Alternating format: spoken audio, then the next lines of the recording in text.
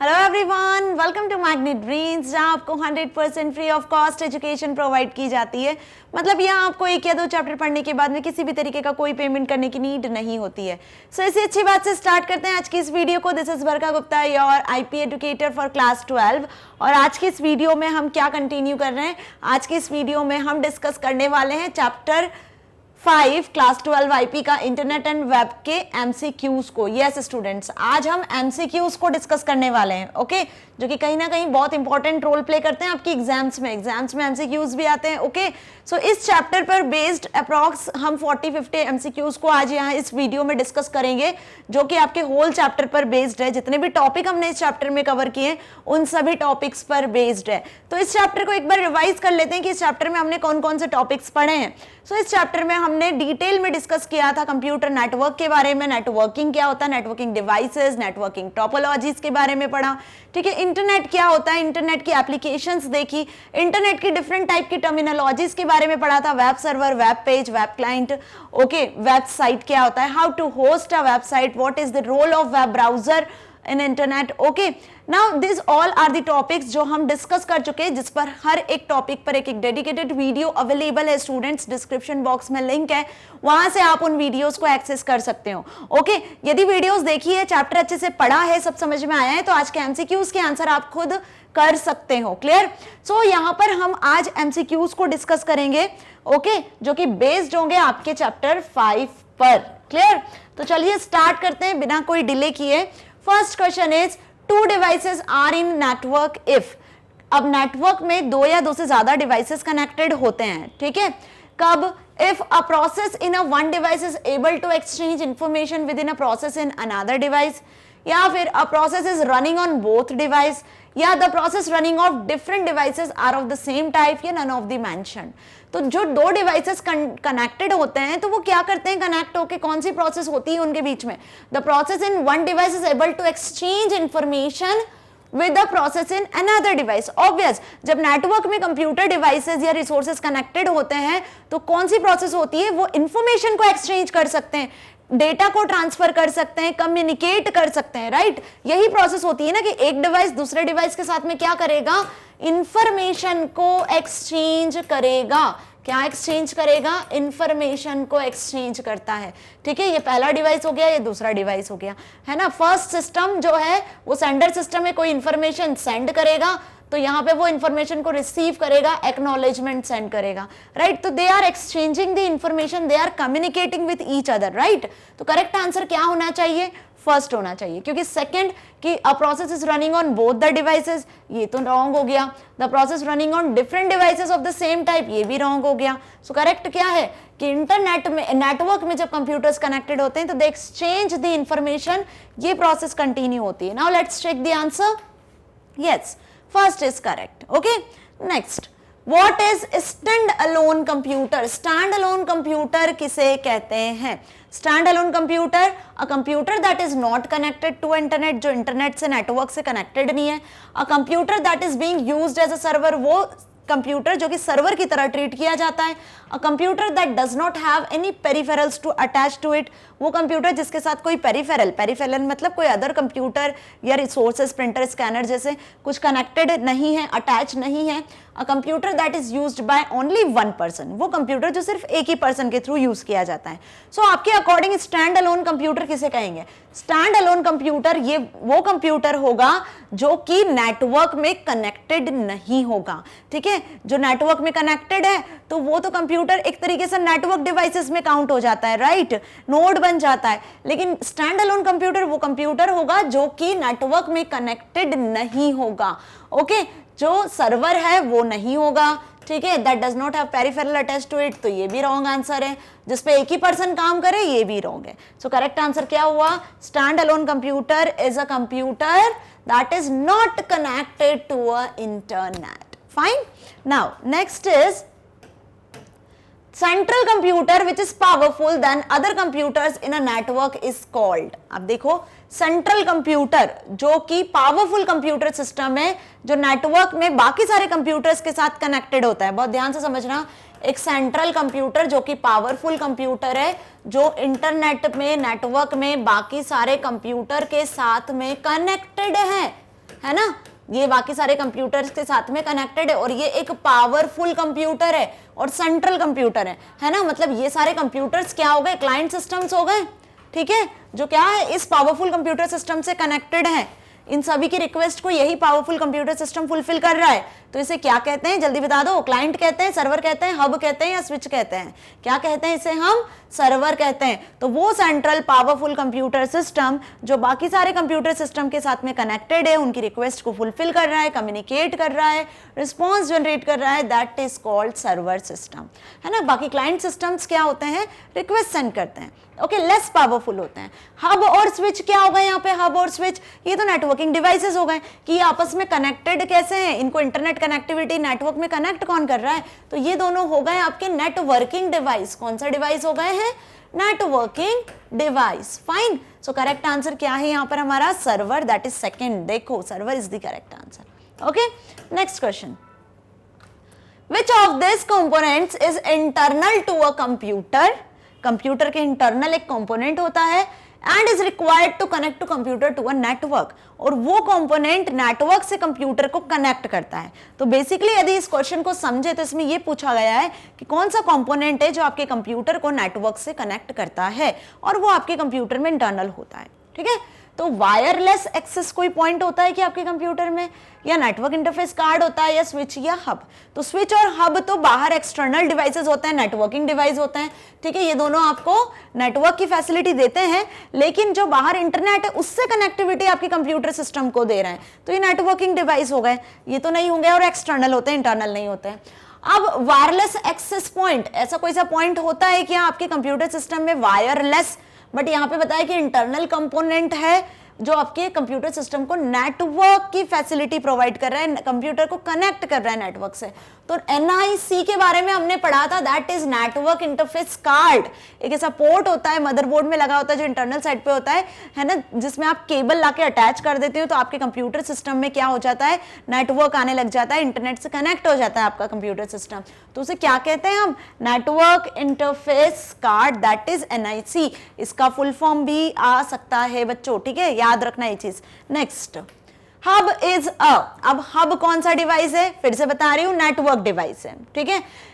देखो computer network जब form होता है तो उसमें कंप्यूटर्स तो आपस में कनेक्टेड होते ही हैं, लेकिन कनेक्ट होते हैं केबल्स के थ्रू कनेक्ट होते हैं, लेकिन उनमें इंटरनेट फैसिलिटी कैसे आती है, उनमें नेटवर्क कैसे फॉर्म होता है, तो नेटवर्क फॉर्म करने के लिए हमें नेटवर्क डिवाइस की जरूरत पड़ती है।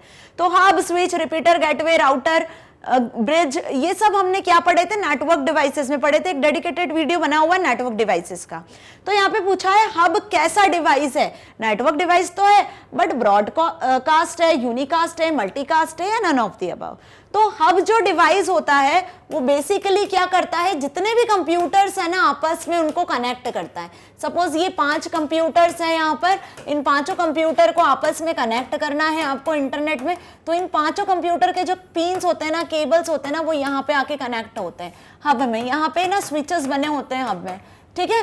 तो हब एक ऐसा डिवाइस होता है जो कंप्यूटर्स को नेटवर्क की कनेक्टिविटी दे रहा है, राइट, ताकि ये आपस में कंप्यूटर्स क्या कर सके, कनेक्टेड रह सके, नेटवर्क को एक्सेस कर सके, ओके। तो अब यहाँ पे जो ये स्विचेस हैं जिसके थ्रू ये कंप्यूटर्स आपस में कनेक्टेड है, तो हब इन्हें सभी को नेटवर्क कनेक्टिविटी दे रहा है, ठीक है। कोई सिस्टम, सपोज ये 1 2 3 4 5 सिस्टम्स है, एक सिस्टम को यदि कोई डेटा सेंड करना है तो हब ही उसे क्या करेगा, ट्रांसमिट करेगा मल्टीपल कंप्यूटर सिस्टम तक।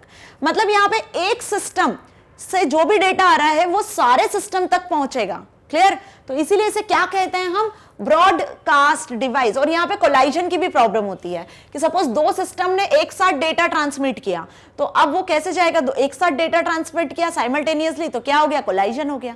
सो हब क्या प्रोवाइड कर रहा है आपको, डेटा ट्रांसमिशन तो प्रोवाइड कर रहा है, कनेक्टिविटी भी प्रोवाइड कर रहा है, लेकिन कैसे, ब्रॉडकास्ट डिवाइस के थ्रू, ब्रॉडकास्टली, ओके। ब्रॉडकास्ट का मतलब क्या हुआ, एक सिस्टम जब कोई डेटा सेंड करेगा तो वो सारे सिस्टम तक पहुंचेगा, okay. That's why hub is a broadcast device, okay. तो आंसर इज, सो अब ये चीज क्लियर है, याद रखना ये अच्छे से। Next, switch. स्विच क्या होता है, स्विच भी हब जैसा ही डिवाइस होता है, लेकिन हब का एक एक्सटेंशन है। हब में और मॉडिफिकेशन और फीचर को ऐड करके नया डिवाइस बनाया गया, नेटवर्क डिवाइस, जिसका नाम है स्विच। अब स्विच क्या करता है? स्विच का बेसिकली काम होता है कि जो भी कंप्यूटर सिस्टम डेटा सेंड कर रहा है, तो डेटा ट्रांसमिट करेगा कौन? स्विच नेक्स्ट कंप्यूटर से। मतलब एक सेंडर कंप्यूटर सिस्टम है, तो सेंडर कंप्यूटर सिस्टम जो भी डेटा ट्रांसमिट करेगा, तो किस रिसीवर तक, कहां तक पहुंचाना है डेटा को, ये स्विच का काम होगा। तो स्विच इसके लिए क्या करेगा? डेस्टिनेशन एड्रेस पहले सर्च करेगा, आईपी एड्रेस जिसे कहते हैं, कि जो सेंडर है उसका क्या आईपी एड्रेस है, और जो रिसीवर है, जो डेस्टिनेशन है जहां पे डेटा जाना है, उसका क्या आईपी एड्रेस है। तो इसीलिए स्विच को क्या बोलते हैं हम? यूनिकास्ट डिवाइस बोलते हैं। कि स्विच क्या करता है? एक सिस्टम से जो डेटा आ रहा है उसको डेस्टिनेशन तक ही पहुंचाता है, सारे सिस्टम तक नहीं पहुंचाता है। इसीलिए स्विच क्या हुआ? यूनिकास्ट। और हब क्या हुआ? ब्रॉडकास्ट। क्लियर हुआ अच्छे से? अब जैसे हब में कोलाइजन की प्रॉब्लम्स आ रही थी, तो स्विच में ऐसी कोलाइजन की प्रॉब्लम नहीं आती है। ये मल्टीपल जो सिस्टम से, अगर इसके पास में मल्टीपल सिस्टम से डेटा आता है स्विच के पास में, तो वो हर एक का डेस्टिनेशन एड्रेस सर्च करके मल्टीपल सिस्टम तक वैल्यू पहुंचा सकता है, वैल्यूज को, ओके, डेटा को ट्रांसफर कर सकता है। सो स्विच क्या हुआ? यूनिकास्ट डिवाइस हुआ। ये अच्छे से याद रहेगा अब? Fine. Next, the device that can operate in place of hub। Hub की प्लेस पे जिस डिवाइस को यूज किया जाता है, अभी बताया मैंने हब और स्विच दोनों के बारे में, कि हब जो है ब्रॉडकास्ट है, स्विच जो है यूनिकास्ट है। ठीक है, हब की प्लेस पर हब को एक्सटेंड करके उसमें और फीचर्स, फंक्शनैलिटीज को ऐड करके, उसके डिसएडवांटेज को रिमूव करके एक नया डिवाइस बनाया गया जिसका नाम स्विच है। तो हब को किसने रिप्लेस किया है? हब की प्लेस पर आप किसका यूज कर सकते हो? नेटवर्क डिवाइस का, स्विच का, ब्रिज का, राउटर का या गेटवे का? तो हम किसका यूज कर सकते हैं? हब की प्लेस पे स्विच का यूज कर सकते हैं, राइट? सो करेक्ट आंसर क्या हो गया? स्विच। ओके, क्लियर हुआ ये चीज भी अच्छे से? बाकी ब्रिज, राउटर, गेटवे, इनकी अपनी अपनी अलग अलग वर्किंग है। ओके, अब जो राउटर है, तो राउटर की यदि बात करें तो राउटर आपको क्या फैसिलिटी देता है? वायर्ड और वायरलेस दोनों तरीके का नेटवर्क कनेक्शन प्रोवाइड करता है। बट हब और स्विच केवल वायर्ड कनेक्शन प्रोवाइड करते हैं, है ना? तो राउटर क्या हुआ आपका? राउटर एक ऐसा डिवाइस होता है, नेटवर्क डिवाइस, जो आपको क्या प्रोवाइड करता है? वायर्ड, वायरलेस दोनों तरीके का कनेक्शन प्रोवाइड करता है। जो घरों में आपने देखा होगा ना, कि जब आप इंटरनेट कनेक्शन लेते हो तो राउटर लगाते हो, ठीक है? अब वो राउटर से आप अपने मोबाइल फोन को भी कनेक्ट कर सकते हो वायरलेस के थ्रू, और वायर्ड कनेक्टिविटी पीसीवीसी को भी कनेक्ट कर सकते हो। ओके, बाकी राउटर का अपना एक और रोल होता है कि ये लार्ज डेटा को पैकेट्स के फॉर्म में ट्रांसफर करता है ना? ट्रैफिक की प्रॉब्लम यहाँ कम अराइज होती है। ब्रिज और गेटवे क्या होते हैं? ब्रिज और गेटवे में भी अपने आप में डिफरेंस है कि ब्रिज एक सेम प्रोटोकॉल पे, एक सेम नेटवर्क में काम करता है, उनमें डेटा को ट्रांसफर करता है, लेकिन गेटवे क्या करता है? अलग अलग दो नेटवर्क जो होते हैं, डिफरेंट जो नेटवर्क होते हैं, डिफरेंट प्रोटोकॉल के साथ में वर्क करता है, नेटवर्क कनेक्टिविटी प्रोवाइड करता है। ओके, सो मैंने यहाँ पे सारे आपको जो नेटवर्किंग डिवाइसेस उन सबके बारे में इन शॉर्ट समझा दिया है। अब आने वाले क्वेश्चंस में आएगा तो होप आपको ये चीज ध्यान रहेगी। Okay, A repeater takes a weak and corrupted signal। अब जो रिपीटर है, यदि उसके पास में वीक और करप्टेड सिग्नल आते हैं, तो वो क्या करता है? उन सिग्नल्स को कंटिन्यूअसली जाने देता है या उन सिग्नल्स में कुछ चेंजेस करता है? ठीक है, तो क्या करता है? उन सिग्नल्स को एम्पलीफाई कर देता है, रीजनरेट कर देता है, रिजेंबल कर देता है, या उनको रीरूट कर देता है, किसी और रूट पे भेज देता है। तो रिपीटर का काम क्या बताया था मैंने? कि जब सेंडर सिस्टम से, सपोज यहाँ पे एक डिवाइस लगा हुआ है रिपीटर, ठीक है, कि जब सेंडर सिस्टम से अब डेटा कैसे डिजिटल सिग्नल्स के फॉर्म में ट्रांसमिट हो रहा है, ठीक है, तो डिजिटल सिग्नल्स के फॉर्मेट में ट्रांसमिट, जब रिपीटर के पास में इस तरीके का डेटा आ रहा है, वीक सिग्नल्स के फॉर्म में डेटा आ रहा है, तो रिपीटर इसको कैसे, सपोज ये वीक सिग्नल्स हो गए आपके, ठीक है, तो इन वीक सिग्नल्स को, इन वीक डेटा को कैसे रिपीटर करता है? रिपीटर इन्हें कर देता है रीजनरेट। क्या कर देता है रिपीटर? इन्हें रीजनरेट कर देता है। रिपीटर इन सिग्नल्स को रीजनरेट करके वापस ओरिजिनल फॉर्म में ही रिसीवर तक पहुंचाता है। सो इसका करेक्ट आंसर क्या होगा? रीजनरेट। ना तो इसको रीरूट करता है, ना वापस कर देता है, ना एम्पलीफाई करता है। क्या करता है? इन सिग्नल्स को रीजनरेट कर देता है। मतलब उनको जिस फॉर्मेट में सिग्नल जनरेट हुए थे ना, उसी फॉर्मेट में वापस से ओरिजिनेट हो जाते हैं और रिसीवर तक पहुंचते हैं। सो correct answer is regenerates. Okay, next, which network topology requires a central controller or hub? कौन सी टोपोलॉजी है जिसमें एक सेंट्रल कंट्रोलर और हब होता है? तो टोपोलॉजी की भी वीडियो सबने देखी है ना, जिसमें 5 टाइप की टोपोलॉजीज डिस्कस की थी, स्टार बस, मैश ट्री, हाइब्रिड टोपोलॉजी, ठीक है। तो इतनी 5 टोपोलॉजीज हमने डिस्कस की थी। अब इन 5 टोपोलॉजीज में से जल्दी बता दो कि कौन सी टोपोलॉजी जिसमें एक सेंट्रल कंट्रोलर की जरूरत पड़ती है, जिसे हम हब कहते हैं। ऐसी कौन सी टोपोलॉजी है जिसमें सारे कंप्यूटर सिस्टम एक सेंट्रल हब के थ्रू कनेक्टेड होते हैं, कम्युनिकेट करते हैं? स्टार होती है, बस होती है, मैश होती है, ट्री होती है, स्टार टोपोलॉजी होती है, राइट। बता चुकी हूं मैं ये पहले भी। स्टार टोपोलॉजी में क्या होता है? स्टार टोपोलॉजी में जो कंप्यूटर सिस्टम्स होते हैं वो एक सेंट्रल हब के थ्रू कनेक्टेड होते हैं। ओके, ये स्टार टोपोलॉजी हुई। यही सेंट्रल कंट्रोलर होता है। सारे कंप्यूटर्स को कम्युनिकेट करने में, कंट्रोल करने में कौन हेल्प करता है? यही सेंट्रल कंट्रोलर हब हेल्प करता है। बस टोपोलॉजी में क्या होता है? बस टोपोलॉजी में जितने भी कंप्यूटर्स है वो एक सिंगल बैकबोन में कनेक्टेड होते हैं, एक सिंगल केबल के थ्रू, मेन केबल के थ्रू, ठीक है। तो यहाँ पे देखो, यदि एक सिस्टम में कोई फेलियर होता है, सपोज ये सिस्टम फेल हो गया, तो ये पूरा नेटवर्क फेल नहीं होता है, ये पूरा नेटवर्क काम करता है, ठीक है। लेकिन अगर ये हब में कोई खराबी आ गई, हब में कोई फेलियर आ गया, तो पूरा नेटवर्क फेल होगा। ओके, तो बस क्लियर। मैश में क्या होता है? Each and every computer is connected to each other. हर एक कंप्यूटर किसी सेंट्रल कंप्यूटर पे डिपेंड नहीं करता है, कोई मेन केबल पे डिपेंड नहीं करता है, सारे कंप्यूटर आपस में एक दूसरे से कनेक्टेड होते हैं, ठीक है। ट्री टोपोलॉजी में क्या होता है? एक हायरार्किकल स्ट्रक्चर में कंप्यूटर्स आपस में कनेक्टेड होते हैं। Okay, so correct answer is star topology. Okay, which topology require a multi point connection? कौन सी टोपोलॉजी है जिसमें मल्टी पॉइंट कनेक्शन होते हैं ऑन अ सिंगल केबल? एक सिंगल केबल पे मल्टी पॉइंट कनेक्शन होते हैं, मतलब मल्टीपल कंप्यूटर्स एक सिंगल पे केबल में जहां कनेक्टेड होते हैं, उस टोपोलॉजी को क्या कहते हैं? सपोज एक यहाँ, एक यहाँ, एक यहाँ, ये मल्टी पॉइंट बन गए, है ना। अब यहाँ पे मल्टीपल कंप्यूटर्स कनेक्टेड है इन मल्टी पॉइंट्स में। तो इस टोपोलॉजी को देखकर ही बता दो जल्दी से, क्या कहते हैं? इस टोपोलॉजी को कहते हैं हम बस टोपोलॉजी। ओके, तो ये जो मेन जो केबल है, जो सिंगल केबल हमने बात करी है, यही सिंगल केबल क्या करती है? डेटा को ट्रांसमिट करती है ईच एंड एवरी कंप्यूटर, हर एक कंप्यूटर को, ठीक है। यही मेन केबल से होता हुआ डेटा ट्रांसमिट होता है। अब यदि यहाँ पर एक भी किसी कंप्यूटर में प्रॉब्लम होती है या इस केबल में प्रॉब्लम हो गई, तो पूरा नेटवर्क फेल होने के चांसेस होते हैं। सो करेक्ट आंसर क्या है इसका? बस टोपोलॉजी। ओके, और उस सिंगल केबल को ही हम क्या कहते हैं? बैकबोन भी कहते हैं, बस भी कहते हैं। याद रखना, जब भी नेटवर्क में, कंप्यूटर नेटवर्क में टोपोलॉजी में बैकबोन या बस टोपोलॉजी की बात हो, या सिंगल केबल से जो कंप्यूटर कनेक्टेड हो, ये बात हो रही हो, तो आंख बंद करके बस टोपोलॉजी पे आंसर टिक करके आ जाना, ठीक है, क्योंकि इसको हम बस टोपोलॉजी ही कहते हैं। Which of the following topologies contains a backbone cable running through the whole length of a network? बहुत ध्यान से समझो। Which of the following topologies contains a backbone cable? कौन सी टोपोलॉजी इनमें से जिसमें बैकबोन केबल होती है, running through the whole length of a network, है ना। तो नेटवर्क की जो भी लेंथ है उस सब में वही बैकबोन में से डेटा ट्रांसमिट हो रहा होता है। ओके, सारे कंप्यूटर तक पहुंच रहा होता है। तो कौन सी केबल हो गई वो? कौन सी टोपोलॉजी हो गई वो?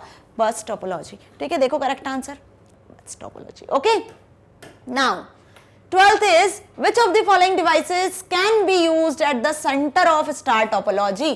अब स्टार टोपोलॉजी के सेंटर में कौन सा डिवाइस यूज होता है? अभी देखा था इसके प्रीवियस क्वेश्चन में कि सेंटर डिवाइस जो है वो कौन सी टोपोलॉजी में यूज हो रहा है? सेंट्रल। तो हमने क्या टोपोलॉजी का नाम बताया था। अब यहाँ पे आपसे पूछा है कि स्टार टोपोलॉजी में सेंटर में कौन सा डिवाइस यूज होता है, कौन सा नेटवर्किंग डिवाइस जो सारे कंप्यूटर्स को कंट्रोल करता है?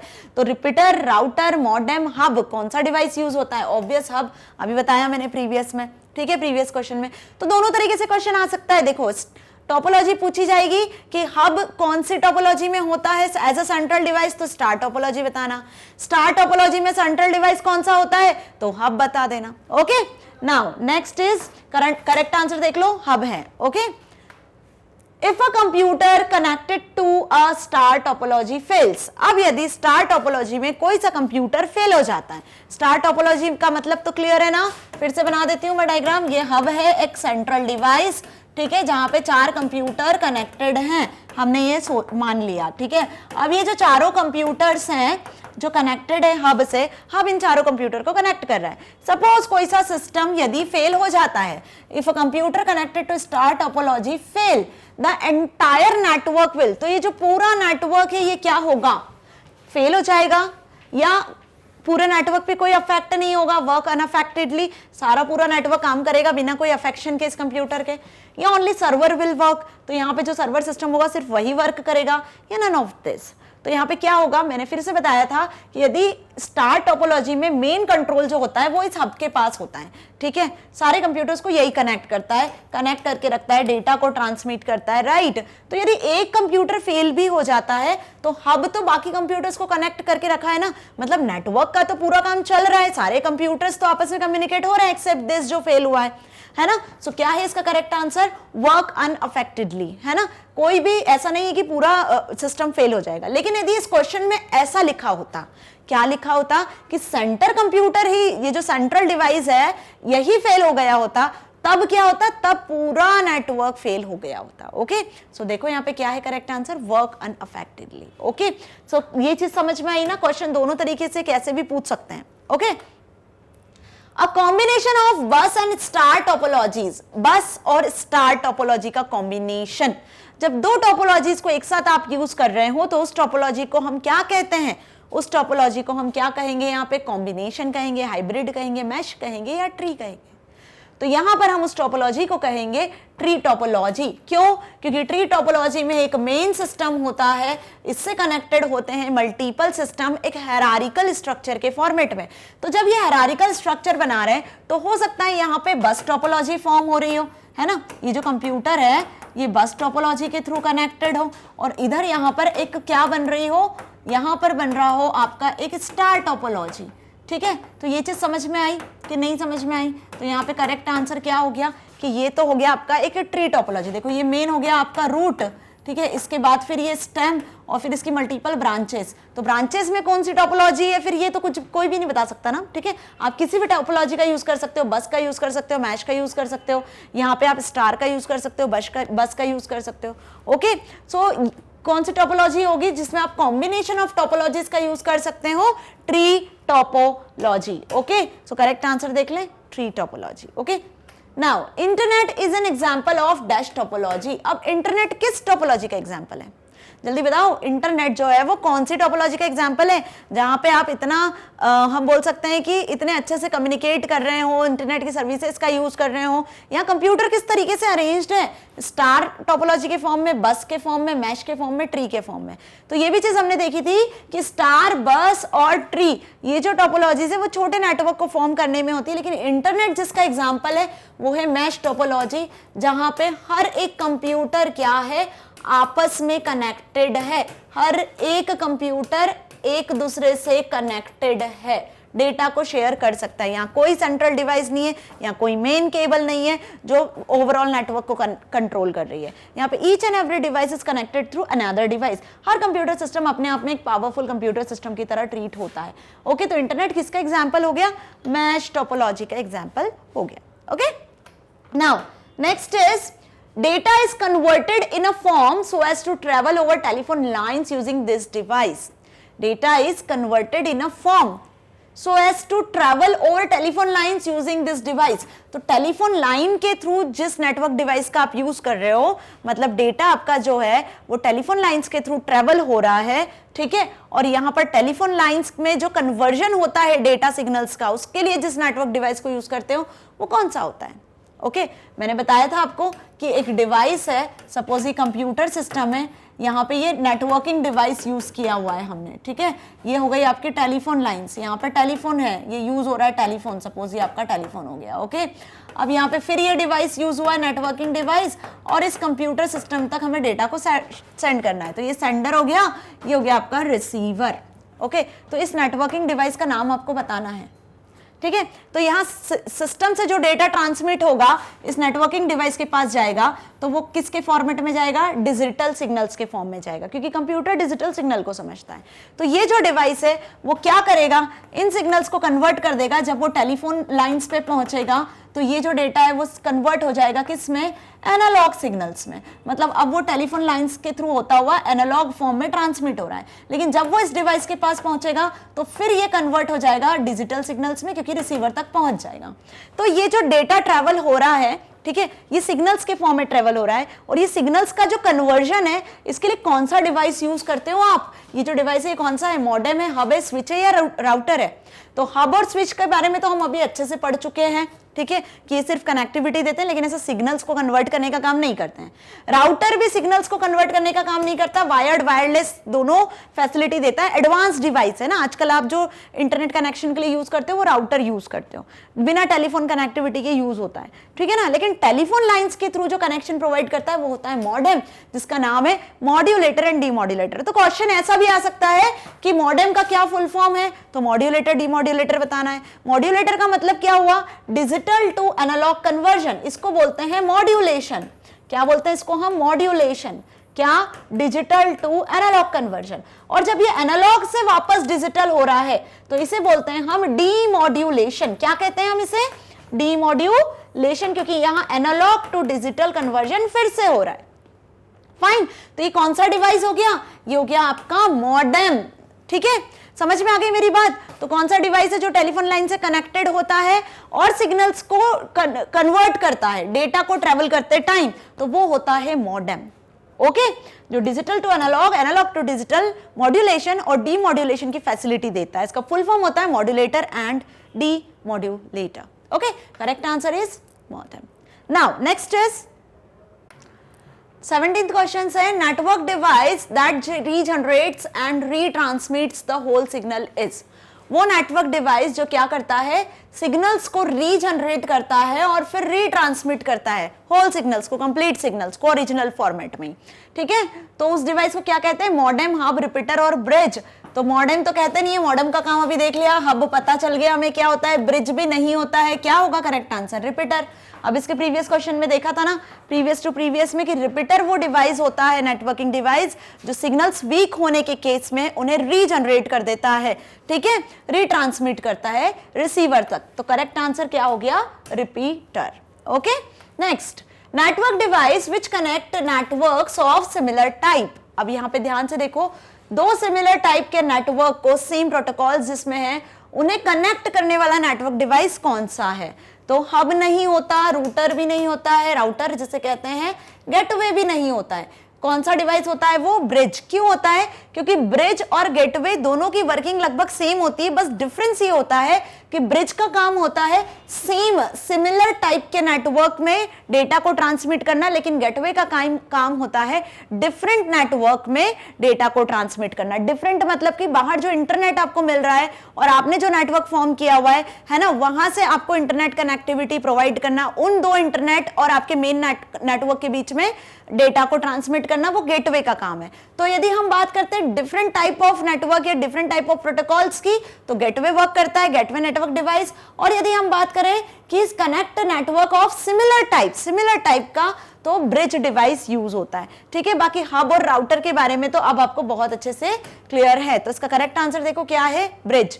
Bridge is a network device which connects networks of similar type, मतलब दो लैन को आपस में आपको कनेक्ट करना है, ठीक है। तो सिमिलर टाइप के नेटवर्क हो गए दो लैन, तो हमने ब्रिज यूज कर लिया, ठीक है। लैन और मैन को कनेक्ट करना है, तब आप क्या यूज करोगे? गेटवे यूज करोगे, है ना, clear.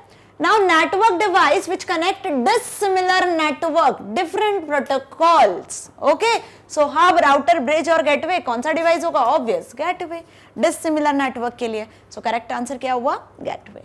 Next, network device that sends the data over optimizing paths through connected hops is, बहुत ध्यान से समझो, network devices that sends data over optimizing path, data over optimizing path through connected hop is.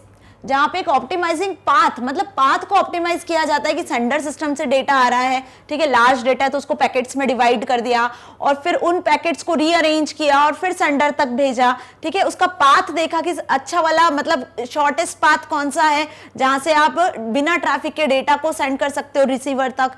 तो ये जो काम होता है ये बेसिकली किसका होता है? हब का होता है, राउटर का होता है, ब्रिज का होता है, गेटवे का होता है। तो ये काम होता है मेन राउटर का, ठीक है। राउटर ही वो डिवाइस होता है जो क्या करता है, डेटा को सेंड करता है एक ऑप्टिमाइजिंग पाथ के थ्रू, है ना, जो कनेक्टेड जितने भी होप्स होते हैं, जितने भी कनेक्टेड हम बोल सकते हैं डिवाइसेस होते हैं उनके बीच में। ओके, मतलब यदि मल्टीपल पाथ के थ्रू आप भेज सकते हो डेटा को किसी और सिस्टम तक, तो वहां पे ऑप्टिमाइजिंग पाथ का यूज करने का काम होता है राउटर का। A website is a collection of, a website किसका कलेक्शन होती है, तो वेबसाइट कलेक्शन होती है HTML डॉक्यूमेंट्स का, या ग्राफिक फाइल्स का, या ऑडियो वीडियो फाइल्स का, या ऑल ऑफ द अबव। तो वेबसाइट के अंदर जब भी आप कोई वेबसाइट सर्च करते हो तो आपको क्या दिखता है, HTML डॉक्यूमेंट से तो मिलकर बनती है वेबसाइट। भाई वेब पेज जो बन रहा है उसके लिए जिस टाइप की लैंग्वेज का हम यूज कर रहे हैं वो तो HTML है ही, तो ये तो करेक्ट लग रहा है हमें। अब ग्राफिक फाइल्स मतलब वेबसाइट में आपको कुछ इमेजेस पिक्चर्स भी दिखती है, तो ये भी होता है वेबसाइट में। ऑडियो वीडियो फाइल्स भी होती है ना। ओके, आप मैग्नेट ब्रेन्स की वीडियो को देखते हो मैग्नेट ब्रेन्स की वेबसाइट पे, तो वीडियो प्ले होती है ना, टीचर्स के सब्जेक्ट्स की जो भी वीडियो आप देखते हो, सपोज ये वीडियो आप देखोगे प्ले करके मैग्नेट ब्रेन्स की वेबसाइट से, तो आपको ऑडियो वीडियो दोनों मिलेगी। तो इसका करेक्ट आंसर क्या होगा, ऑल ऑफ द अबव, कि एक वेबसाइट सारी चीजों को कंटेन करता है, HTML डॉक्यूमेंट्स को मतलब वेब पेजेस को जो कि HTML में लिखे होते हैं, जावास्क्रिप्ट CSS का यूज करके बनाए जाते हैं, ग्राफिक फाइल्स इमेजेस होती हैं, ऑडियो वीडियो फाइल्स होती हैं। तो इन सभी के मिलकर हम वेबसाइट को एक अट्रैक्टिव इंटरैक्टिव वे में क्रिएट कर सकते हैं। Okay, now the first page that you normally view at the website is, वो फर्स्ट पेज जो वेबसाइट को ओपन करते से सबसे पहले शो होता है। जब भी किसी वेबसाइट को आप ओपन करते हो, स्टार्ट करते हो, तो आप क्या देखते हो, जो सबसे पहला पेज होता है वो होम पेज होता है, मास्टर पेज होता है, फर्स्ट पेज होता है, या बैनर पेज होता है। तो ऑब्वियस वो कौन सा पेज होता है, होम पेज। याद रखो, इस होम पेज से रिलेटेड क्वेश्चन अलग अलग तरीके से पूछेंगे आपसे। मैंने यहाँ पे बताए हैं 3-4 क्वेश्चन होम पेज से रिलेटेड, तो ध्यान रखना। जब भी किसी वेबसाइट को आप ओपन करते हो, जैसे मैग्नेट ब्रेन्स की वेबसाइट ओपन करते हो, तो जो सबसे पहला पेज खुलता है उसे होम पेज कहते हैं, जहां से आप अपनी क्लास को सिलेक्ट करते हो। उस होम पेज पे पूरी इंफॉर्मेशन रहती है कि होल वेबसाइट में आपको क्या क्या मिलने वाला है। ठीक है, जैसे हमारी मैग्नेट ब्रेन्स की वेबसाइट पे, अपनी मैग्नेट ब्रेन्स की वेबसाइट पे आपने क्या देखा, किंडरगार्टन से लेकर क्लास 12 तक की लिंक रहती है, हाइपर लिंक्स रहती है ना। तो जैसे ही आप होम पेज में किसी लिंक पर क्लास 12 को सिलेक्ट करते हो, तो आप कहाँ पहुंच जाते हो, नेक्स्ट वेब पेज पे पहुंच जाते हो, जिसमें क्लास 12 की सारी इंफॉर्मेशन होती है, सारे सब्जेक्ट होते हैं, है ना। ऐसी सारी वेबसाइट्स में होता है। तो हर एक वेबसाइट्स का सबसे पहला पेज होम पेज होता है, जिसमें बाकी सारे जो वेब पेजेस हैं वो कनेक्टेड होते हैं, इंटरलिंक्ड होते हैं हाइपर लिंक के फॉर्म में। और वही होम पेज आपको पूरी वेबसाइट के बारे में इंफॉर्मेशन देता है कि एक्चुअली ये वेबसाइट किस टाइप की है, कैसी बनी हुई है, क्या क्या इसमें है। Clear? So correct answer is home page. When you visit a website, अब जब आप कोई वेबसाइट को विजिट करते हो, it will open the page set as dash of website। तो जो पेज ओपन होता है उसे हम क्या कहते हैं, वेबसाइट, होम पेज, ईमेल या SP, ऑब्वियस क्या कहते हैं उसे हम, होम पेज। ओके, नेक्स्ट देखो, मैंने तीनों तरीके से आपको इसका आंसर बताया है कि किस तरीके से आपसे पूछा जा सकता है। The first page on a website that allows you to navigate to other pages via menu system or links is known as, देखो बात आ गई कि वो पहला पेज जो आपको अलाउ करता है, जिसके थ्रू आप मल्टीपल वेब पेजेस को देख सकते हो, लिंक के फॉर्म में जो मल्टीपल वेब पेजेस अरेंज्ड होते हैं पहले पेज पे, उसे क्या कहते हैं, होम पेज कहते हैं। ना कोई प्राइमरी पेज, ना फ्रंट पेज, ना फर्स्ट पेज, ना मास्टर पेज, होम पेज कहते हैं। ओके, जहां से आप वेबसाइट में एंटर करते हो। ठीक है, तो क्या हुआ, वो home page. Okay, next, which amongst the following is not an example of browser। अब यहाँ पे कुछ आपको ऑप्शंस दिए हुए हैं, इनमें से बताना है कि कौन सा ब्राउजर नहीं है, ब्राउजर का एग्जाम्पल नहीं है। ठीक है, तो पहले तो ब्राउजर आप सभी के माइंड में क्लियर है, Google Chrome, Mozilla Firefox, Apple का सफारी। ठीक है, UC browser, opera, Microsoft Edge, ये सब क्या है, ये सब वेब ब्राउजर्स है जो क्या फैसिलिटी देते हैं आपको कि आप वेब सर्वर पे जो भी वेबसाइट्स में डेटा स्टोर है, उन डेटा को रेंडर करके आपके सिस्टम में शो करने का काम ब्राउजर का होता है। तो बिना ब्राउजर के आप इंटरनेट पे जो वेबसाइट्स होती हैं, जो वेब पेजेस होते हैं, इंटरनेट पे सर्वर पे जो इंफॉर्मेशन होती है उसे एक्सेस नहीं कर सकते हो, राइट। तो वेब ब्राउजर होना आपके सिस्टम में, मोबाइल फोन्स में बहुत जरूरी है, जिसमें मोस्ट पॉपुलर और कॉमन ब्राउजर है गूगल क्रोम। नाम सभी ने सुना है, वर्क सभी करते हैं। ठीक है, तो अब यहाँ पे कुछ ऑप्शंस आपको दिए हुए, इनमें से बताना है इनमें से कौन सा ब्राउजर नहीं है। तो फर्स्ट है क्रोम ब्राउजर है, तो ये आंसर नहीं हो सकता। फायरफॉक्स, मोजिला फायरफॉक्स को भी सभी जानते हैं अच्छे से, ये भी ब्राउजर है, तो ये भी करेक्ट आंसर नहीं हो सकता। अवस्थ क्या है, क्या कोई ब्राउजर है, कभी सुना है आपने अवस्थ नाम का ब्राउजर? नहीं। क्यों? क्योंकि अवस्थ एक एंटीवायरस सॉफ्टवेयर का नाम है। किसका नाम है?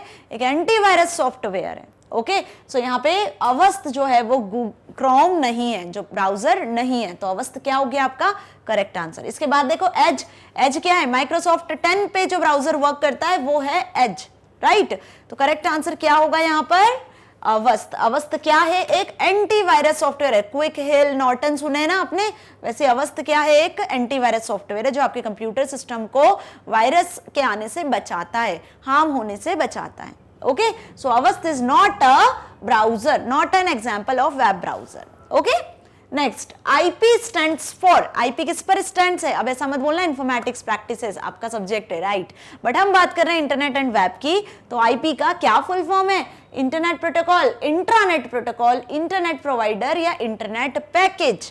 तो इंटरनेट पैकेज नहीं है, इंटरनेट प्रोवाइडर नहीं है, इंट्रानेट या इंटरनेट प्रोटोकॉल, जल्दी बता दो इन दोनों में से। सो ऑब्वियस आईपी किस पर बेस्ड है, इंटरनेट प्रोटोकॉल पर बेस्ड है।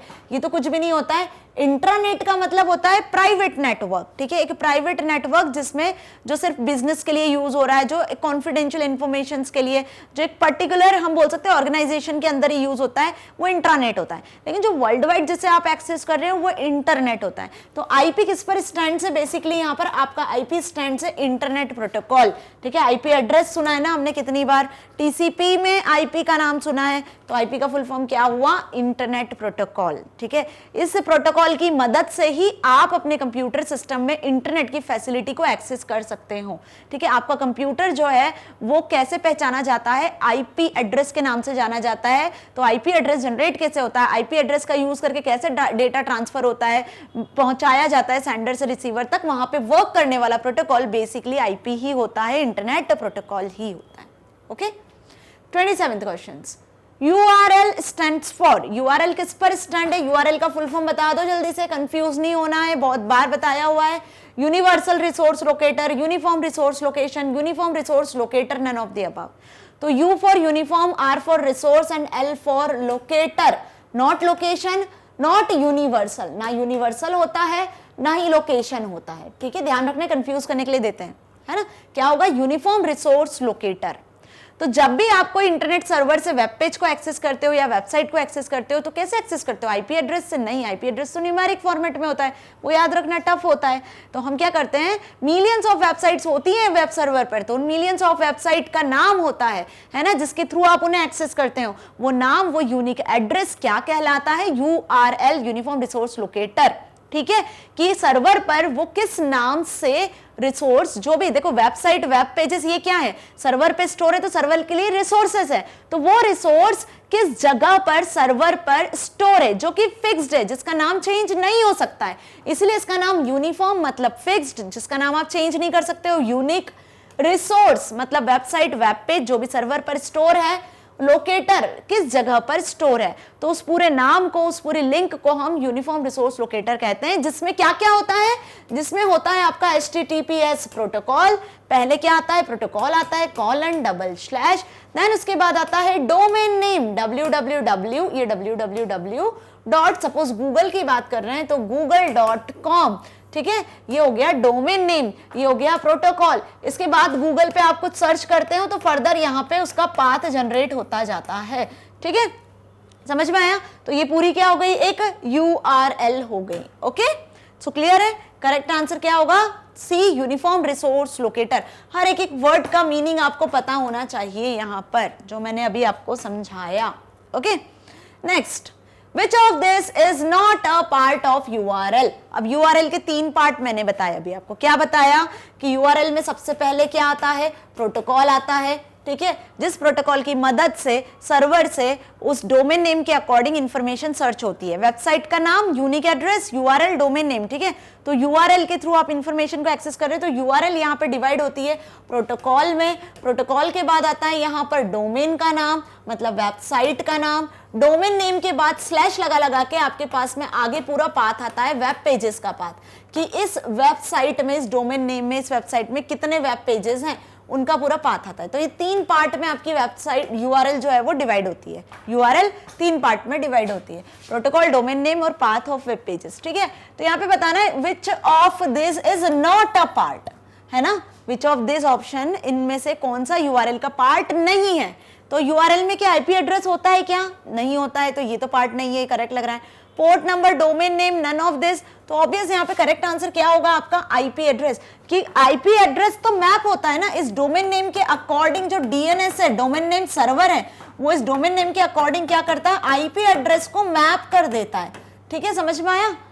ओके, तो वेब सर्वर पे इस आईपी एड्रेस के अकॉर्डिंग ही डेटा फेच किया जाता है। तो करेक्ट आंसर क्या है यहाँ पे? IP address. कि यूआरएल में आईपी एड्रेस नहीं होता है। ओके, पोर्ट नंबर होता है, डोमेन नेम होता है। ओके, पोर्ट नंबर सभी को क्लियर है ना कि हर एक सिस्टम का एक नंबर होता है। Clear? Next, which portion of the URL below records the directory of folder of the desired resource. बहुत ध्यान से समझो, विच पोर्शन ऑफ यूआरएल, यूआरएल का कौन सा पोर्शन, यूआरएल कहाँ है? ये दिख रही है आपको URL highlighted. Okay, below records the directory और folder of desired resource. Directory और फोल्डर मतलब कि पाथ की बात कर रही हूं मैं यहाँ पर। ठीक है, जैसे हम बात करते हैं मैग्नेट ब्रेन्स की वेबसाइट की, तो मैग्नेट ब्रेन्स का होम पेज शो होता है। उस होम पेज के बाद मैग्नेट ब्रेन्स में आप कहाँ पर आते हो? क्लास 12 में आते हो। क्लास 12 में आने के बाद में आप अपना आईपी सब्जेक्ट सिलेक्ट करते हो। आईपी सब्जेक्ट सिलेक्ट करने के बाद में फिर आप अंदर और वेब पेजेस में आते हो। आपको कौन से चैप्टर पे जाना है? सपोज चैप्टर 5 पे जाना है तो चैप्टर 5 सिलेक्ट करते हो। चैप्टर 5 में फिर आपको वेब ब्राउजर वाला टॉपिक समझना है तो आप वेब ब्राउजर पे क्लिक करते हो। तो आपने क्या करा? एक पाथ फॉलो किया। आपने फर्दर फोल्डर के अंदर आप एक वेब पेज तक पहुंच गए। तो डायरेक्टरी और फोल्डर ये क्या है? एक पाथ होता है वेबसाइट में किसी वेब पेज तक पहुंचने का। तो यहां पे ध्यान से देखो, ये यूआरएल लिखी हुई है, इसमें से बताना है आपको कि पाथ कौन सा है। देखो, एचटीटीपी क्या पाथ है क्या? एचटीटीपी क्या डायरेक्टरी है, फोल्डर है? नहीं। www.sumstore.com क्या ये है पाथ, डायरेक्टरी? नो, ये आपका प्रोटोकॉल है, ये आपका डोमेन नेम है। पाथ क्या है? डायरेक्टरी क्या है? यहाँ पे जो फोल्डर है जिसमें एंटर करे हो आप, वो है फर्स्ट फ्लोर, राइट? तो यहाँ पे बता दो ऑप्शन में से कौन सा करेक्ट ऑप्शन है? First floor is the correct answer, right? समझ में आया? देखो करेक्ट आंसर। इस पूरी यूआरएल में आप देख रहे हो एचटीटीपी प्रोटोकॉल हुआ, www.sumstore.com एक डोमेन नेम है, एक वेबसाइट का नाम है किसी स्टोर के, ठीक है, जिसका पूरा डेटा सर्वर पर स्टोर है। ठीक है, अब उसमें आपको फर्स्ट फ्लोर पे क्लिक करना है। तो फर्स्ट फ्लोर मेन फोल्डर हुआ, मेन डायरेक्टरी हुआ, जिसके अंदर shoes.html ये हो गया आपका वेब पेज, है ना? shoes.html वाला वेब पेज आप एक्सेस कर रहे हो। तो डायरेक्टरी और फोल्डर क्या हुआ? फर्स्ट फ्लोर हुआ। ओके, क्लियर हुआ अच्छे से? फाइन। नेक्स्ट, इन यूआरएल http www.payson.com/pr/main.html। अब जिस यूआरएल को मैं हाईलाइट कर रही हूँ ना, इसको ध्यान से देखना, ठीक है? अब इस पर बेस्ड क्वेश्चन है। फाइन, इस यूआरएल को ध्यान से देखो। इस यूआरएल में आपको बताना है क्या कि which component identifies the protocol और type of a server. Protocol या टाइप ऑफ सर्वर एक ही होता है ना? कि किस सर्वर से आप इंफॉर्मेशन एक्सेस करने वाले हो। एचटीटीपी यदि प्रोटोकॉल है तो आप वेब सर्वर की बात कर रहे हो, क्योंकि वेब सर्वर एचटीटीपी रिक्वेस्ट को फॉलो करता है। यदि एफटीपी प्रोटोकॉल है तो आप एक फाइल सर्वर की बात कर रहे हो, है ना? गूफर है तो कोई गूफर सर्वर की, यदि मेल है तो मेल सर्वर की बात कर रहे हो, है ना? सो यहाँ पे प्रोटोकॉल और टाइप ऑफ सर्वर एक ही है, राइट? अब इस पूरी यूआरएल को देखो जो हाईलाइटेड है, इसमें प्रोटोकॉल क्या हुआ? एचटीटीपी है, www.payson.com है, PR है या main.htm है। तो प्रोटोकॉल क्या है जो सबसे पहले यूज होता है? That is HTTP. ये हो गया आपका डोमेन नेम, ठीक है, और ये हो गया आपका पाथ, मतलब डायरेक्टरी या वेब पे जहां आपको जाना है। और ये HTTP क्या है? प्रोटोकॉल है या टाइप ऑफ सर्वर है, कि वेब सर्वर से आप इस वेबसाइट को एक्सेस करने वाले हो। तो करेक्ट आंसर इज ए। ऐसा क्वेश्चन आ सकते हैं बेटा, है ना? ध्यान रखना, ये बेस्ड है आपके नॉलेज पे कि आप यूआरएल को कितना समझते हो। यदि यूआरएल को आपने अच्छे से समझा है, 3 पार्ट को पढ़ा है, तो आप इनके आंसर्स इजीली कर सकते हो। अगेन देखो यहाँ पर फिर से मैं हाईलाइट कर देती हूँ यूआरएल का नाम, ठीक है? वही यूआरएल की बात कर रहे हैं हम यहाँ पर, ठीक है? http:/payson.com/pr/main.htm। अब यहाँ पे आपको बताना है क्या कि which component identifies the website. अब वेबसाइट को कौन सा कंपोनेंट बता रहा है? तो कौन सा कंपोनेंट होता है जो वेबसाइट का नाम बताता है? वेबसाइट का डोमेन नेम। तो यहाँ पे इस यूआरएल में कहाँ क्या है? Domain name. HTTP domain name है क्या? नहीं। www.payson.com डोमेन नेम है क्या? यस। वेबसाइट का नाम क्या है, www.paysin.com, और इसके बाद जो लिखा है स्लैश लगा के pr स्लैश लगा के main.html, ये तो डायरेक्टरी है, फोल्डर है, पाथ है, राइट। तो क्या हो गया यहाँ पर, वेबसाइट का नाम कौन आइडेंटिफाई कर रहा है, B option, that is www.paysin.com। Okay, now next, in URL, again same URL की बात कर रहे हैं हम, ठीक है, http www.paysin.com main.html, which component identifies the path, कौन सा कंपोनेंट है जो वेब पेज का पाथ बता रहा है, http नो है ना, ये तो प्रोटोकॉल है, paysin.com ये डोमेन नेम है, वेबसाइट का नाम है, पाथ कौन सा बता रहा है, ये बता रहा है ना कि PR वाले फोल्डर में, PR वाली डायरेक्टरी में एक वेब पेज है main.html, ठीक है। तो ध्यान से देखो कैसे अरेंज होता है, ये प्रोटोकॉल है जो सर्वर तक आपकी इस इंफॉर्मेशन को पहुंचाता है, सर्वर पे इस प्रोटोकॉल के थ्रू आप पहुंच जाते हो वेबसाइट पे, paysin.in नाम की एक वेबसाइट है, इस वेबसाइट में बहुत सारे फोल्डर्स बने हुए हैं, है ना, इस फोल्डर के अंदर हम क्या बोलेंगे, ये वेबसाइट होगी, इस वेबसाइट के अंदर एक फोल्डर होगा जिसका नाम क्या होगा, यहाँ पे नाम होगा इसका PR, इस PR के अंदर एक फाइल होगी main.html के नाम से, तो ये फाइल को आप एक्सेस कर रहे हो, समझ में आया। ओके, सो पाथ क्या हो गया, पाथ हो गया आपका pr.html, that is C। Okay, now next is URL are of two types. अब जो URL होती है वो दो टाइप की होती है, कौन सी दो टाइप की होती है, relative absolute, static dynamic, absolute dynamic, none of the above. तो पहले तो ये समझ लो कि स्टैटिक डायनेमिक हमने क्या पढ़ा था, स्टैटिक और डायनेमिक तो वेब पेजेस होते हैं, वो वेब पेजेस जो फिक्स्ड हैं, जिनमें आप चेंजेस नहीं कर सकते हो, अलग अलग यूजर अपने अकॉर्डिंग चेंजेस नहीं कर सकते, मतलब मैं भी किसी वेबसाइट को देखती हूँ या आप किसी वेबसाइट को देखते हो तो सेम ही दिखती है एज इट इज, जैसे आपके स्कूल की वेबसाइट आप भी देख रहे हो मैं भी देख रही हूँ तो सेम ही दिख रही है, कोई चेंजेस हो रहे हैं क्या, नहीं, तो वो स्टैटिक वेब पेजेस हुए हैं, ठीक है। वो वेबसाइट जिसमें अलग अलग यूजर अपने अकॉर्डिंग चेंजेस कर सकते हैं, अपने अकॉर्डिंग उसमें से डेटा को एक्सेस कर सकते हैं, वो डायनेमिक होती है। जैसे कोई शॉपिंग वेबसाइट, मैं कोई चीजें सर्च करती हूँ शॉपिंग के लिए, सपोज अमेजॉन, तो अमेजॉन होगी डायनेमिक वेबसाइट, आप कुछ और सर्च करते हो उसमें, ठीक है, या फिर जैसे कि वो वेबसाइट जो आपको डेली का date, time, temperature, weather condition सब बताती है, तो उसमें डेली से मतलब हर एक टाइम पे अपडेशंस होते रहते हैं, चेंजेस होते रहते हैं रियल टाइम में, तो वो डायनेमिक वेब पेजेस होते हैं। तो कोई भी URL स्टैटिक और डायनेमिक URL तो नहीं होती है, ये वेब पेजेस की बात हो रही है, तो ये आंसर नहीं है। इसी तरीके से एब्सोल्यूट डायनेमिक, ये भी कुछ भी नहीं है। तो जो टाइप हुआ, या तो ये भी नहीं होगा या तो नन ऑफ द अबव। तो यहाँ पे URL दो टाइप की होती है बच्चों, एब्सोल्यूट एंड रिलेटिव। कितने टाइप की होती है, दो टाइप की, एब्सोल्यूट एंड रिलेटिव।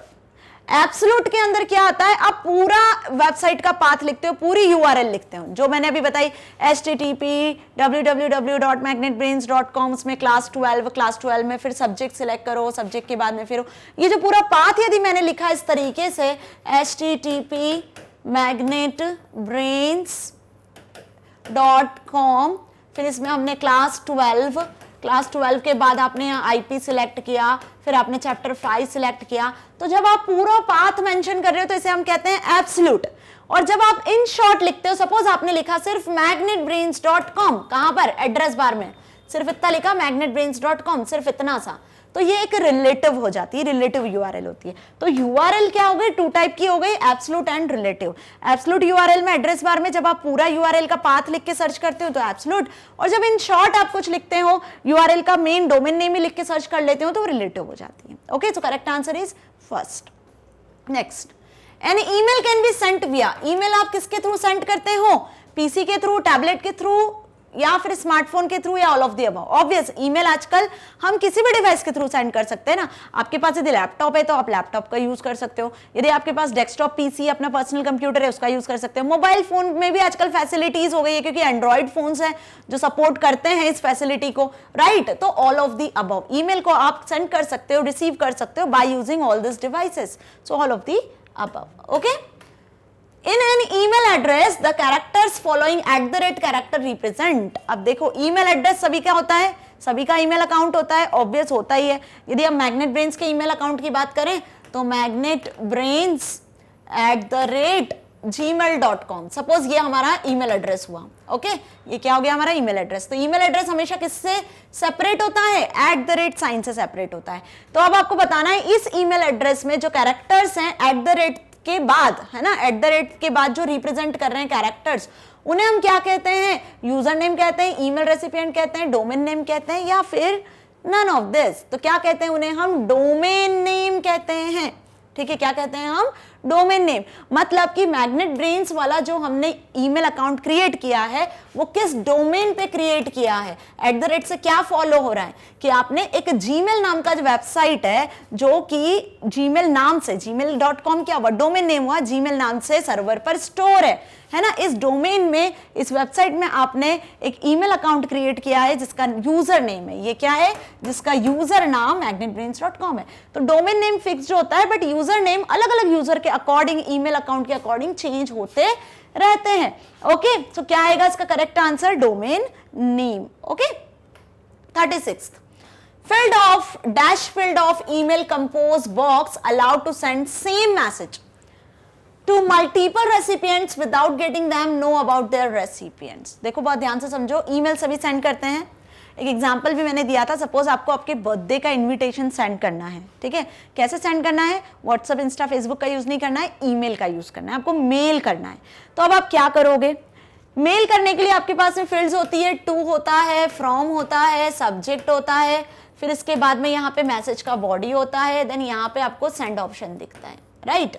ओके, तो एक टू फील्ड होती है जिसमें आप क्या करते हो, जिसको मैसेज सेंड करना है उसका ईमेल एड्रेस लिखते हो, फ्रॉम में आपका खुद का ईमेल एड्रेस आता है, सब्जेक्ट में आप सब्जेक्ट मेंशन करते हो। ये क्लियर है? अब क्वेश्चन के अकॉर्डिंग ऐसा बोला है कि व्हेन यू कंपोज ईमेल, तो ऐसा कौन सा फील्ड है जो अलाउ करता है कि आप एक सेम मैसेज को मल्टीपल रेसिपिएंट्स तक भेज सकते हो। ठीक है, तो यहाँ पे हमने दो चीजें देखी थी। सपोज आपको आपके बर्थडे का इन्विटेशन देना है, तो आपने यहाँ पे पूरा इन्विटेशन टाइप कर लिया। अब एक फ्रेंड को नहीं बुलाना है, आपको आपके 10 फ्रेंड्स को बुलाना है। तो आप क्या करोगे, यहाँ जो 2 वाली जो फील्ड है जहां पे आप अपने 10 फ्रेंड्स का ईमेल एड्रेस लिखने वाले हो, तो यहाँ पे दो ऑप्शन होते हैं, सीसी और बीसीसी। क्या होते हैं? दो ऑप्शन, सीसी और बीसीसी, मतलब कार्बन कॉपी और ब्लाइंड कार्बन कॉपी। तो दोनों में से आप किसका यूज करोगे कि हर एक रेसिपिएंट को ये पता ना चले कि ये सिर्फ मुझे या मेरे से ज्यादा लोगों को भी सेंड किया गया है, बिना उसको ये बताए कि ये मैसेज सिर्फ उसी पर्सन को सेंड किया गया है, सिंगल पर्सन को। तो उसके लिए हम सीसी कॉपी क्रिएट करेंगे या बीसीसी कॉपी क्रिएट करेंगे? तो क्वेश्चन के अकॉर्डिंग यहाँ पे जो करेक्ट आंसर होगा वो होगा बीसीसी। आप कौन सा फील्ड सेट करोगे? बीसीसी वाला फील्ड सेट करोगे, ब्लाइंड कार्बन कॉपी। मतलब जो भी 10 फ्रेंड्स हैं, जिनके 10 फ्रेंड्स के आपने यहाँ पे ईमेल अकाउंट लिखे हुए हैं, ईमेल आईडीज लिखे हुए हैं, वो ईमेल आईडीज जिस भी किसी फ्रेंड के पास में ये मैसेज जाएगा आपका इनविटेशन का, उसे ऐसा फील होगा, उसे ये पता चलेगा कि ये सिर्फ उसे ही भेजा है, उसे बाकी के जो 9 जो फ्रेंड्स हैं उनके ईमेल अकाउंट नहीं दिखेंगे। कब? जब आप बीसीसी में क्रिएट करोगे। लेकिन जब आप कार्बन कॉपी बनाओगे तो आपके सारे फ्रेंड्स को ये पता चल जाएगा कि हाँ, ये मैसेज इन ईमेल अकाउंट पे सेंड किया गया है। तो क्या होगा करेक्ट आंसर? बीसीसी। ओके, समझ में आई ये चीज? दोनों ऑप्शंस क्यों बताए मैंने सीसी बीसीसी के? ओके, टू फील्ड में सिलेक्ट करना है हमें। हाँ, चैटिंग ऑन इंटरनेट इज, अब इंटरनेट पे चैटिंग एक एप्लीकेशन है इंटरनेट का, बहुत ही पॉपुलर जो एप्लीकेशन है, पॉपुलैरिटी के साथ जो इंटरनेट पे यूज किया जा रहा है वो है चैटिंग। सोशल मीडिया वेबसाइट्स का यूज करते हो आप चैटिंग के लिए, डिफरेंट सॉफ्टवेयर्स का यूज करते हो। तो चैटिंग होता क्या है? Talking face to face, talking on phone, online textual talk, या नन ऑफ दिस। तो चैटिंग क्या होता है? ऑनलाइन टेक्सुअल टॉक होता है। क्या होता है? Online textual talk. Online textual talk को ही हम स्पेसिफिकली क्या कहते हैं? चैटिंग कहते हैं। ओके, इसके बाद अ रूम और online forum, a dash room और online forum allows users to communicate through typed message which are displayed almost instantly। instantly आप क्या कर सकते हो? टाइप्ड मैसेज के फॉर्म में चैट कर सकते हो। ठीक है, तो वो रूम, उस ऑनलाइन फोरम को हम क्या कहते हैं? चैट रूम कहते हैं। ना कि बडी रूम, ना मेल रूम, ना मैसेज रूम। क्या कहते हैं हम उसे? चैट रूम कहते हैं। तो चैट रूम और online forum allow user to communicate by using typed messages which are displaced almost instantly. Instantly मतलब दोनों यूजर्स को ऑनलाइन रहना जरूरी है जिसके साथ आप टेक्सचुअल टॉक कर रहे हो, है ना। तो जिस जगह पे जिस सॉफ्टवेयर का यूज कर रहे हो वो चैट रूम्स कहलाते हैं। Fine, so correct answer is chat room. Okay, next, online textual talk is called, अभी आया कि चैटिंग को हम क्या कहते हैं? ऑनलाइन टेक्सचुअल टॉक कहते हैं। तो ऑनलाइन टेक्सचुअल टॉक को क्या कहते हो आप? चैट कहते हो। ठीक है, बाकी video conferencing, telephony, text phone ये नहीं होता है। टेलीफोनी तो आपको पता है कि टेलीफोन का यूज करते हो, है ना। टेक्स्ट फोन भी ऐसा कुछ नहीं होता है। वीडियो कॉन्फ्रेंसिंग जिसमें फेस टू फेस आप मल्टीपल लोगों के साथ में चैट कर सकते हो, तो फेस टू फेस चैट भी नहीं होता है ना। ऑनलाइन टेक्सचुअल चैट क्या कहलाता है? टॉक क्या कहलाता है? चैट कहलाता है। क्लियर हुआ अच्छे से? Electronic mail can not be used for, अब इलेक्ट्रॉनिक मेल को, ईमेल को आप यूज नहीं करते हो, यूज नहीं कर सकते हो, कैन नॉट लिखा है। क्यों? सेंडिंग डॉक्यूमेंट्स, क्या ईमेल का यूज करके आप डॉक्यूमेंट सेंड नहीं कर सकते हो? कर सकते हैं। सेंडिंग बल्क डेटा से ओवर 2 GB, 2 GB से ज्यादा का अटैचमेंट आप ईमेल के साथ सेंड नहीं कर सकते हो क्या? हाँ, ये चीजें ये हम नहीं कर सकते, क्योंकि ईमेल में एक लिमिट फिक्स होती है कि इतना ही डेटा आप शेयर कर सकते हो अटैचमेंट के साथ, है ना? सेंडिंग अटैचमेंट लगा सकते हैं, मैसेजेस सेंड कर सकते हैं। क्या नहीं कर सकते हैं हम? बल्क डेटा ईमेल के साथ सेंड नहीं कर सकते हैं। बल्क मतलब जो 2 GB से ज्यादा का होता है। ओके, तो ये फैसिलिटी हमें ईमेल नहीं देता है। ओके, सो इसके लिए ऑप्शंस होते हैं कि आप ड्राइव में जाके शेयर करो। क्लियर? सो अब देखो, ये 40 मैंने एमसीक्यूज यहाँ पे आपको क्लियर किए हैं, और होप सारे एमसीक्यूज आपको बहुत अच्छे से समझ में आए हैं, जो आपके इस पूरे चैप्टर पर बेस्ड है। ओके, तो ये मैंने आपको जस्ट एक फॉर्मेट बताया है कि networking devices, networking topologies, application of internet, जो टॉपिक्स हमने पढ़े उनसे रिलेटेड किस तरीके से क्वेश्चन आपके एग्जाम में आ सकते हैं। तो क्या करना है आपको? Networking devices, networking topologies, applications of internet, browser, website, web pages, इन सारे टॉपिक को अच्छे से पढ़ना है।